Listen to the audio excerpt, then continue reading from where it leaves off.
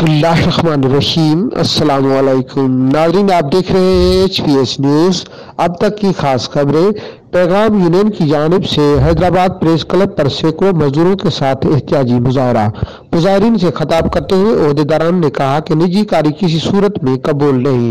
नए power plants लगने से पुराने पावर प्लांट्स को कम से कम 10 साल चलाने का कानून है। उन्होंने कहा कि प्राइवेट चीफ एग्जीक्यूटिव ऑफिसर की तैनात काबिल कबूल नहीं है। उन्होंने वज़ीर आज़म पाकिस्तान इमरान खान से अपील की है कि निजी कारी का फैसला वापस लिया जाए। कैमरामैन आशिक के साथ ज़ीशान अली, HPS न्यूज़, हैदराबाद।